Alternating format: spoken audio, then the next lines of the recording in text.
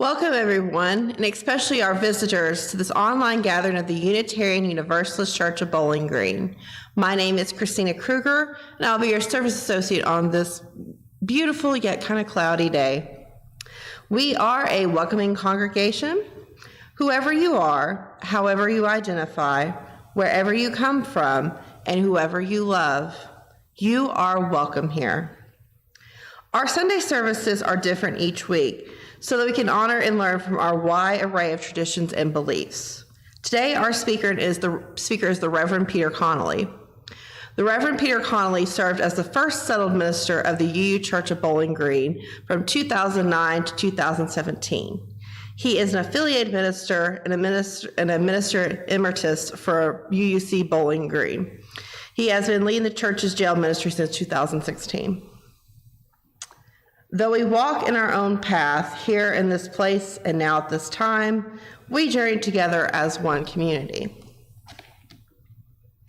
For the worldwide community of Unitarian Universalists, the flaming chalice is a symbol of learning, a fire of our commitment, and the love within our congregations. After our congregation's chalice is lit, you're welcome in singing "Rise Up, O Flame."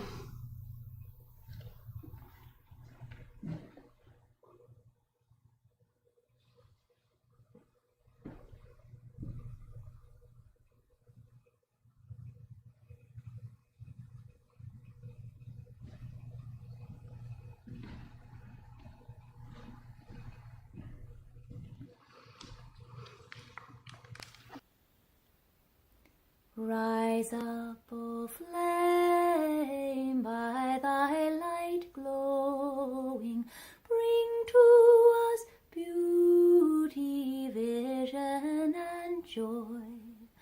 Rise up, O flame, by thy light glowing, bring to us beauty, vision, and joy. Rise up, O flame, by thy light glowing, bring to us beauty, vision, and joy. This morning, Matt Hazel will be giving our opening reading.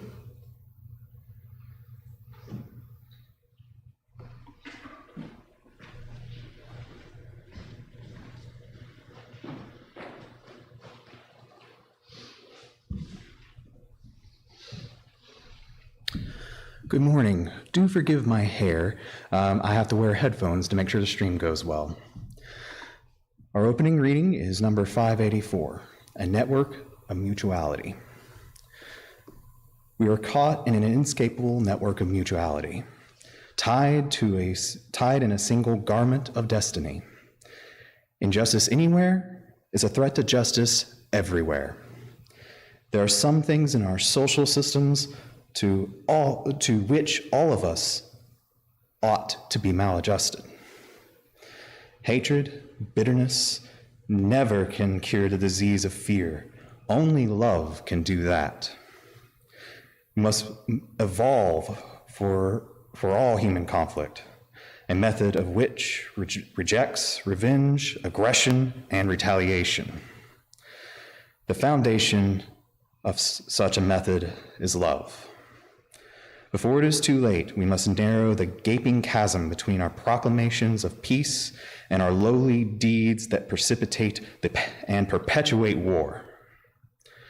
Before it is too late, one day we must come to see that peace is not merely a distant goal that we seek, but a means which we arrive at that goal. We must pursue peaceful ends through peaceful means. We shall hew out the mountain of despair. We shall hew out of the mountain of despair a stone of hope. Martin Luther King, Jr.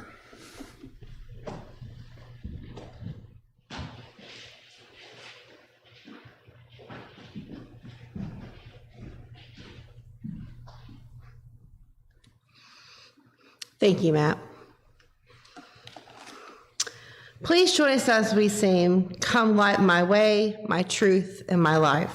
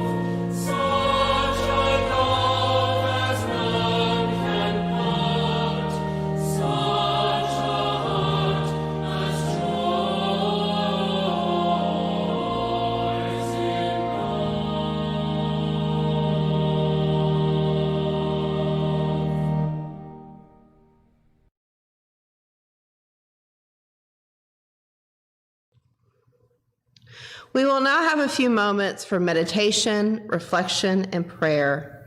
The singing bowl will lead us into silence. After the silence, we will sing Spirit of Life. You are welcome to sing along.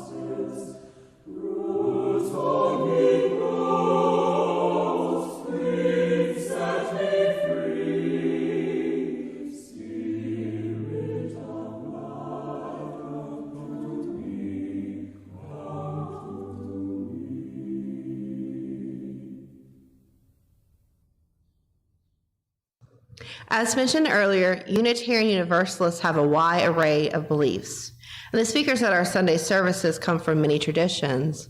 Here to share his own thoughts today is the Reverend Peter Connolly.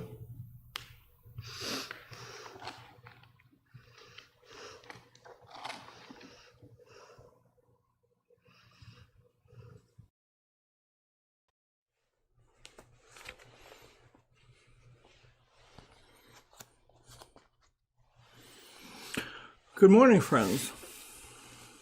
I'm here this morning during this, a most tumultuous time in our nation's history and our shared political life, to talk with you about a spiritual discipline that I found useful in my daily life and which I think you'll find useful too, the art of discernment.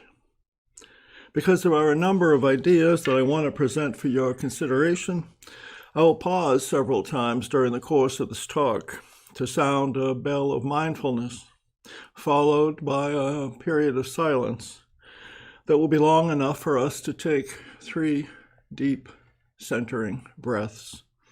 Long enough, I hope, to consider the ideas that I've presented.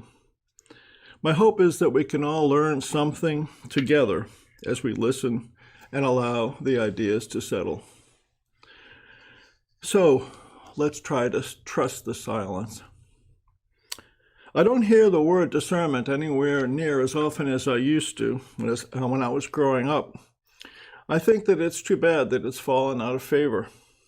Discernment is the ability to obtain sharp perceptions and the ability to judge well. It comes from a word in Latin that means to take apart. To discern means, in part, to examine something carefully and minutely. It implies taking time, separating in your mind one thing from another. In terms of our daily lives, it means to be able to separate our emotions from our thoughts and to examine each in order to achieve sharp perception and good judgment. It is not hot-blooded, but neither is it cold-blooded. It's judicious, not impulsive. As I wrote these words, I thought of one of my favorite quotes of Mohandas K. Gandhi. I have only 3 enemies. My favorite enemy, the one most easily influenced for the better, is the British Empire. My second enemy, the Indian people, is far more difficult. But my most formidable enemy is a man named Mohandas K. Gandhi. With him, I seem to have very little influence.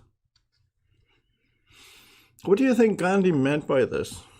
It's clear, isn't it, that he recognizes within him a conflict. You might even say a turmoil, given the strong language that he uses.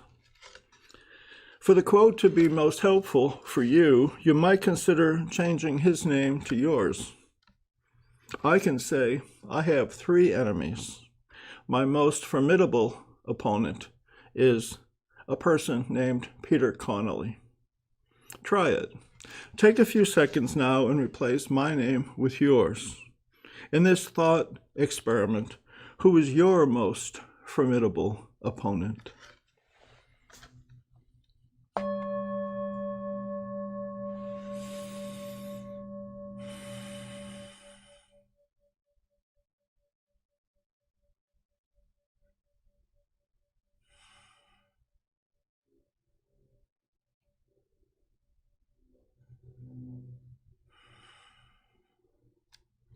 If we are experiencing inner turmoil, and who among us never does, and we take the time to examine its cause, we will often, most often I believe, find that it is caused by emotions that are in conflict.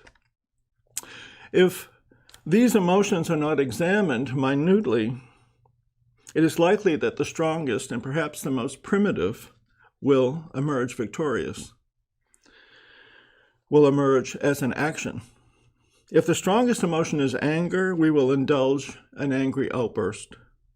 If the strongest emotion is fear, our actions will be generated by fear. A peaceful action, a loving action, a kind action will emerge when we have given the mind, the rational part of our decision-making process, time to look carefully at the elements causing the inner turmoil and to choose the wiser course. You can call this psychological discernment or spiritual discernment. A similar process is helpful when discerning between what we wish to be true and what the rational part of our mind tells us is true. A child believes in the actuality of Santa Claus beyond the age of credulity because he or she wants the myth of Santa to be true. We hold to religious understandings beyond the point where they make sense to us because it would be so much more comforting if they were true. We believe that there is a Messiah in the White House because it's so much simpler than dealing with the complexities of domestic politics, international politics, our own ignorance and need for reassurance, and the effort needed to grow in intellectual and moral development. We want the winter to be over, so we dress prematurely for spring. We want to be happy, so we go online and shop for things that we hope will bring us happiness. We don't want to be inconvenienced by wearing a face mask, so we convince ourselves that fears of a virus are overblown. We don't want to live in fear, so we minimize the nature of the threats we face. We indulge in denial. Our rational mind knows that these solutions are spurious. But do we take time to discern the difference between what we want to be true and what our rational mind tells us is true? Too often we do not. Is that not true?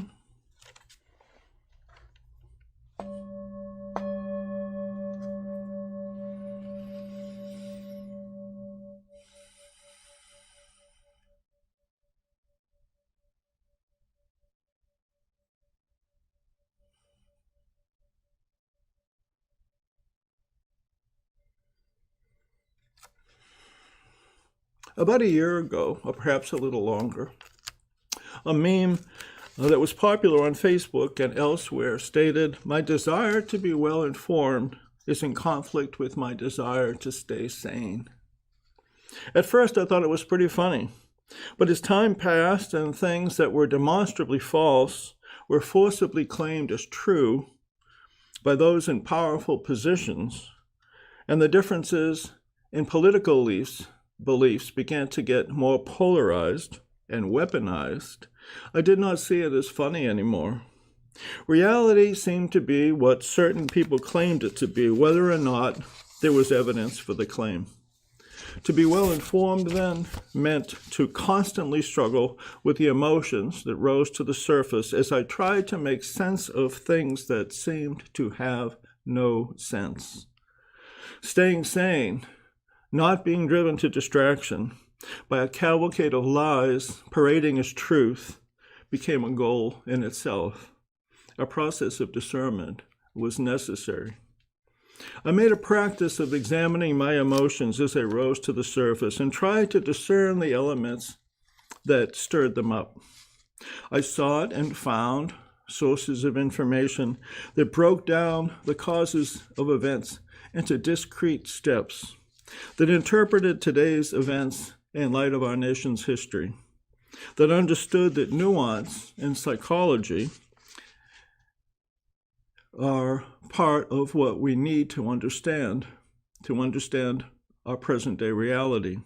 And in passing, I recommend to you the daily posts called Letters from an American by the Boston College professor of history, Heather Cox Richardson.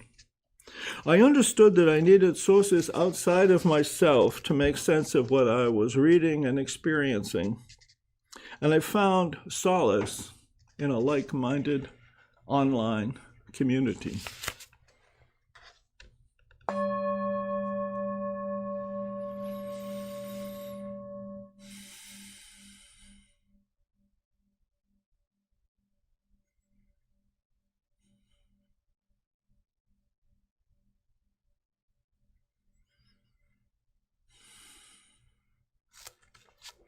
It is important for our mental health and our well-being to feel part of a like-minded community, but this too is worthy of discernment. This too needs close study, the ability to gain sharp perceptions, the ability to judge well, because immersing ourselves in a like-minded community can lead to insularity. Such a community can serve as an echo chamber, where what we say is amplified by others, and what others say, we are tempted to amplify ourselves. We feel more secure in such a community, and we like that feeling of security, of warmth, and acceptance. If our search for truth becomes instead a search for warmth and security as ends in themselves, we will slip into intellectual complacency. We will be tempted not to examine our beliefs. We will trade our integrity for a sense of emotional security. The question then is, will we put forth the effort that is necessary to discern what is true from what is emotionally comforting? That's an open question that each of us has to answer for ourselves. But if we accept the easy solution, isn't it inevitable that we will add to the problems of divisiveness rather than to help solve them? When I watch the news and political programs of such media outlets as MSNBC and CNN, I train myself to listen carefully, to pay attention to the tones of arrogance and the attitude of all-knowingness. I understand that the hosts have firmly set opinions that are often in agreement with mine, and that they will phrase the questions they put to their guests in such a way that's calculated to reinforce their point of view. And I listen carefully to the guests, who can be journalists, politicians, historians, legal scholars, government officials, or retired military. What I have found is that while these experts often agree with the statements of the hosts, they provide much more nuance in their responses and are more often than not convincing, not by their emotional appeal, but by their calm and sober reasoning. Even so, because my views are being reinforced, I need to listen carefully for sloppy thinking or facile logic. If you, like I, have found yourself responding first in humor and then in concern to my desire to be well informed, is in conflict with my desire to remain sane. There may be times when you would benefit from taking a break from the news, a break of a day or a few days or a week or more. Again, it's a question of discernment. If we find ourselves taking such a break because we feel so overwhelmed that we are becoming immobilized, we may consider that we've waited too long, that we need in the future to pay closer attention to our tendency to react in a way that causes us to lose our composure.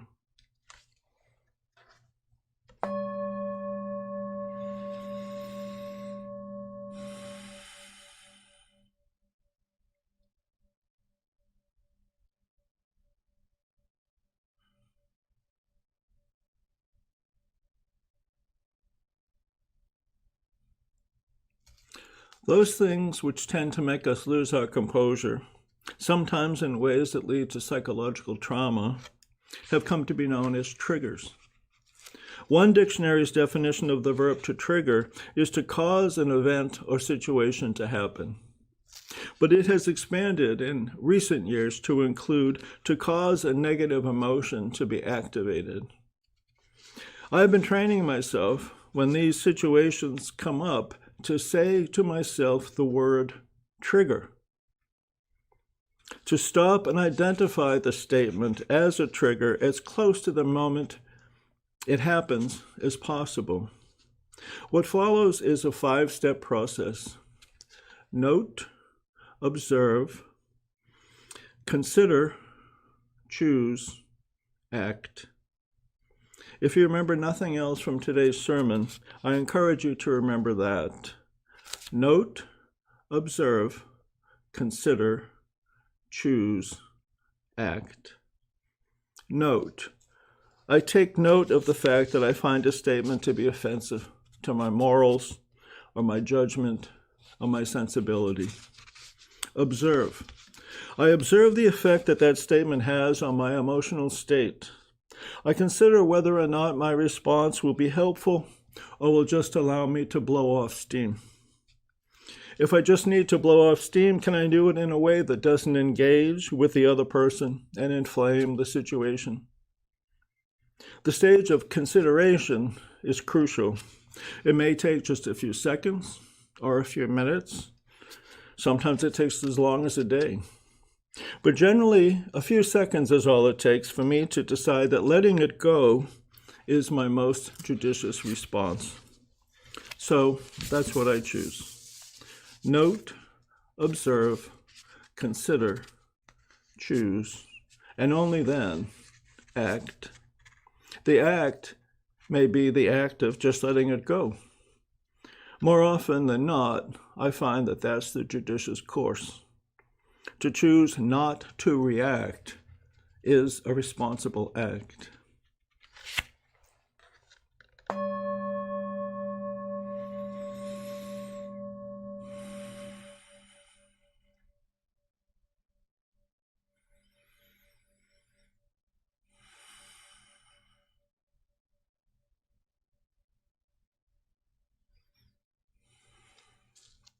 When I last spoke from this pulpit, I told you that some friends and I had decided to read together and discuss a book called Thinking Fast and Slow by a Nobel Prize-winning economist named David Kahneman. Thinking Fast and Slow. After some initial complications around scheduling, 3 of us have been reading the book together, meeting outside in this cold weather around a warm fire pit and discussing Kahneman's ideas. I found it very helpful. It's a long and complex book with many chapters on interrelated themes and questions, and with accounts of experiments and their outcomes. Too comprehensive to discuss in any detail here, but I'll share with you some of the basic ideas. It's Kahneman's contention that we human beings, all of us, think in 2 distinct modes, one fast, one slow, depending on the needs of the moment. He calls them System 1 and System 2. System 1 is instinctive, fast, and emotional. System 2 is slower, more deliberative, and logical. There are rational and irrational motivations, what you might call triggers, associated with each type of thinking process. To use an analogy favored by Jonathan Haidt in his book, The Righteous Mind, System 1 is the elephant and System 2 is the rider. The elephant has the power and the initial control. The skillful rider is able to direct the energy of the elephant towards a chosen goal. Unfortunately for us, most riders are lazy, and the elephant's impulses, rather than the rider's judgment, are what decide the direction the rider takes. Innate gut feelings determine our actions if we riders are not skillful. System 1 is good at binary decision making, but life is so complex that the choices we are presented with are often not just one way or the other, but involve a multiplicity of factors and choices. If we don't develop our System 2s, we will inevitably react rather than think things through. Thinking things through will bring our decision-making capacities to maturity. System 1 involves associating new information with existing patterns or thoughts, rather than creating new patterns for each experience. These are just a few of the tricks that our minds play on us, encouraging us to oversimplify or distort our experiences, thus creating more trouble for ourselves and others as we hold tenaciously onto opinions that we've reached too quickly. If you're interested in learning more about how our brains work in making decisions and forming judgments, I recommend to you Dr. Kahneman's book. If we wish to grow in our decision-making capacity, we need to actively work at discernment, obtaining sharp perceptions, and learning to judge well. To make progress, it will be helpful to practice the 5-step process: to note, observe, consider, choose, and act. The year ahead promises to be a challenging one in the political sphere and in the sphere of public health. The sharper our discernment processes, the better we will get along, and the healthier our society will be. Amen and shalom.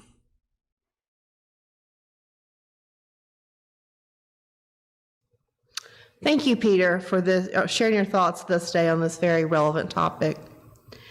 As part of our responsible search for truth and meaning, we encourage thoughtful discourse. So are you are invited to stay in the Zoom meeting after the service ends and join the sermon discussion at the breakout room. Excuse me. We will then have a time for sharing our joys and concerns and for socializing.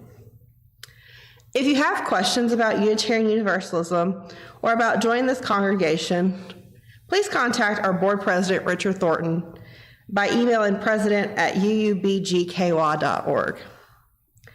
If you'd like to receive our monthly email update or our monthly newsletter, please type your address in the chat box or email us at office@uubgky.org. Our community is strengthened by sharing our resources. This place and the work we do is supported by the voluntary generosity of all who contribute. The offering is a sacrament of the free church. The offering will now be given and received in grateful appreciation of our hopes, shares, and values. While you listen to the offertory music, we invite you to go to the website shown on the screen and donate there, or write a check and prepare it for mailing.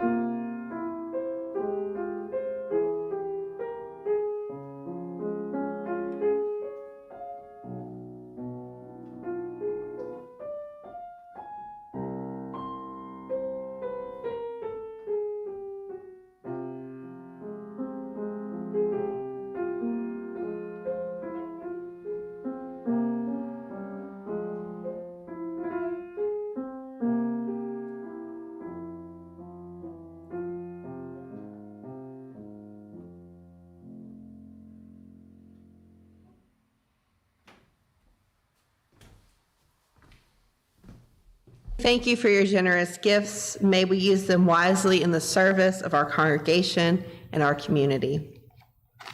We will now sing This Little Light of Mine. Please join if you're willing.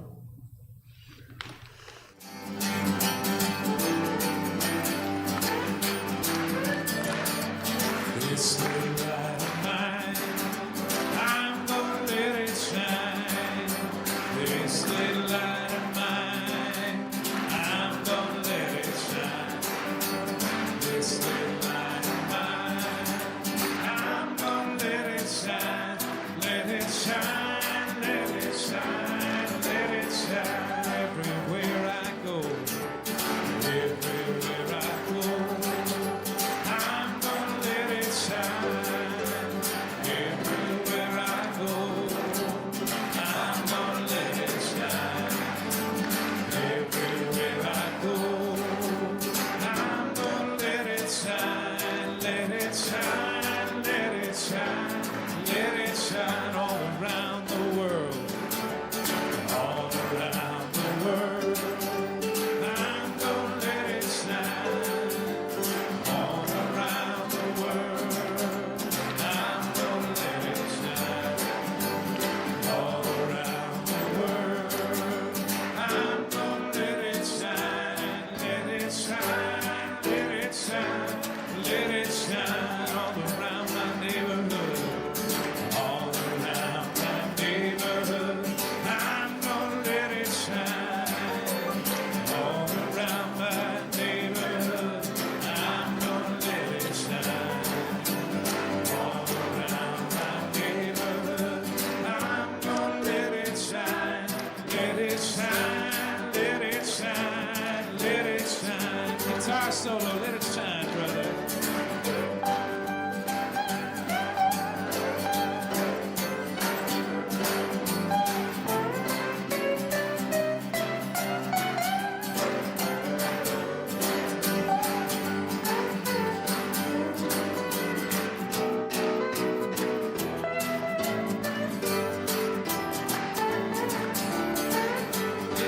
This little light of mine, this little light of mine, I'm gonna let it shine. This little light of mine, I'm gonna let it shine. This little light of mine, I'm gonna let it shine, let it shine, let it shine, let it shine, let it shine, let it shine, let it shine, let it shine one more time. Let it shine, let it shine, let it shine.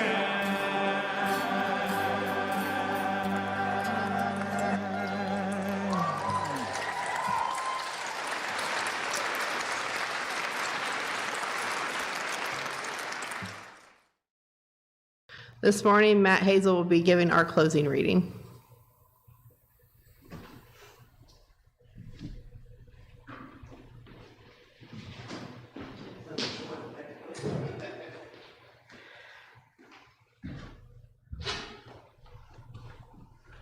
Hello again.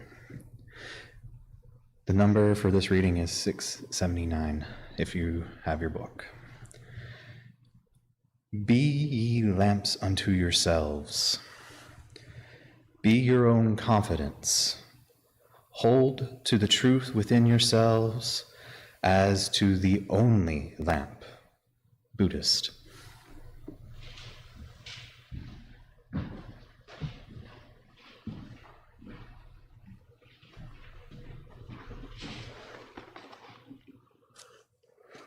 Thank you, Matt. As our gathering ends, we will extinguish the flame in our chalice, but not the light of truth, the warmth of community, or the fire of commitment. These we carry in our hearts wherever we go.